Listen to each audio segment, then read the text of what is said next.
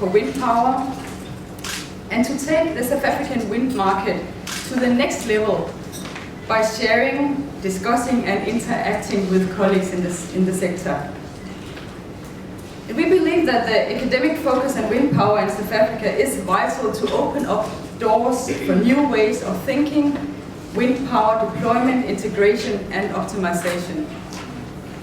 It's just not in terms of mechanical and electrical engineering, but it's also reaching far into the spheres of environmental, economic and political science. The Danish government is contributing to the development and has from the outset supported the development and implementation of the Wind Atlas for South Africa, together with instrumental input from the Danish Technical University, and they're also here today. We have, in cooperation with the South African government through the Department of Energy, launched the first wind energy campaign in 2011, which focused on maximizing awareness and demonstrating the importance of wind energy and its benefits on the local environment and economic level. So over the years, Denmark and Danish companies have supported the WindAC conference also, and wind energy is a key sector to Denmark and also the cooperation between Denmark and South Africa. So if we have a look at some of our export numbers, I think it also tells that story quite clearly. Because wind equipment and technology makes up 600 million Danish kroner of a total of 2.5 billion Danish kroner of Danish exports to South Africa in 2015. And together, companies such as Vestas, Siemens Wind Power, K2 Management, Resolute, Fairwind and Nordic Power Partners occupy close to 50% of the wind energy market in South Africa. So consequently, Danish companies are contributing not only to clean and renewable energy, but also, as Energy Minister Tina Thygesen has noted, with local empowerment, as the third round of the Renewable Energy Independent Power Producers Program has already exceeded the projected employment number. So this is quite impressive, I think. One of the first success stories of the Danish-South African cooperation has been in the development of the first community wind farm in South Africa, the Thygesen Community Wind Farm. The Danish government has supported this program from the initial phase through various interventions. It includes the development of the Wind Atlas and a strong and dedicated group of Danish companies to this project. And since 2013, the Danish Embassy and the Danish Energy Agency has been cooperating closely with the South African government to reduce carbon emissions, especially in the field of wind power and integration of wind to the grid.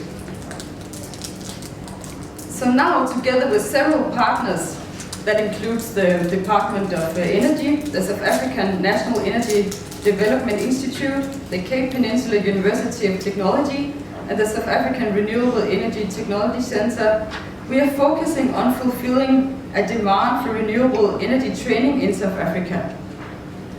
So that's also with the students here today. It happens through the development and the delivery of industry-recognized training and education. The particular focus on Danish support is on the Wind Atlas training, the development of learning materials for renewable energy technology service technicians, and financing the renewable energy technician students, among others.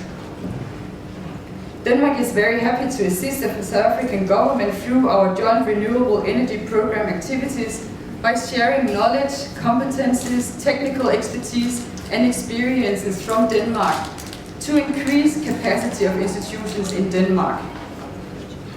And the Danish South African Renewable Energy Program is honored to be able to sponsor this year's WindAC Africa Conference in order to sustain progress and development in South African wind power for many decades to come. So just allow me to tell a little bit about the Danish experiences.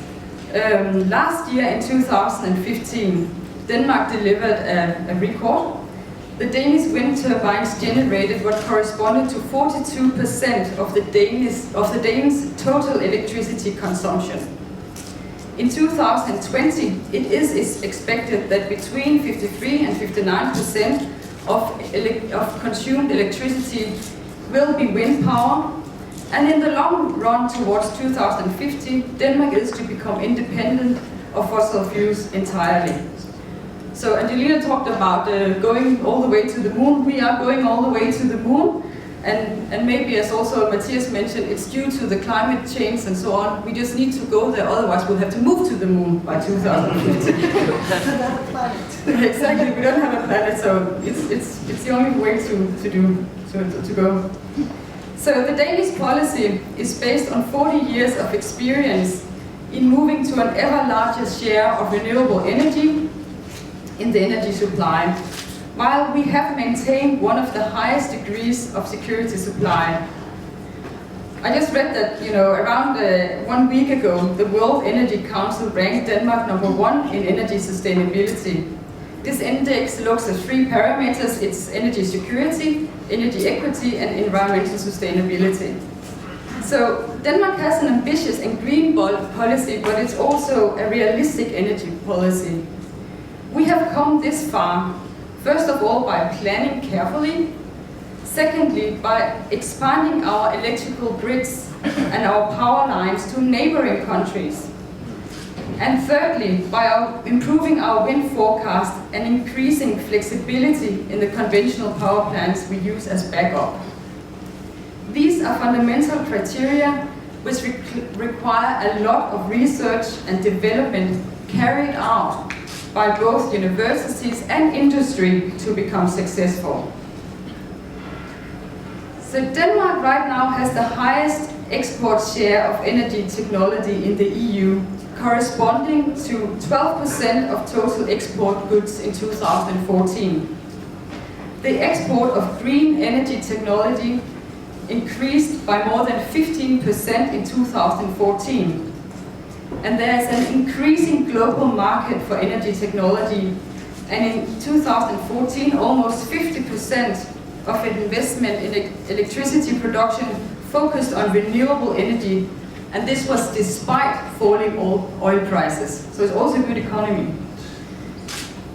And looking at the socio-economic impact, the Danish energy industry now employs approximately 56,000 persons, equivalent to approximately 2% of total employment. The renewable energy business is really taking off at a global scale and creating jobs and new industries locally in many emerging countries like South Africa.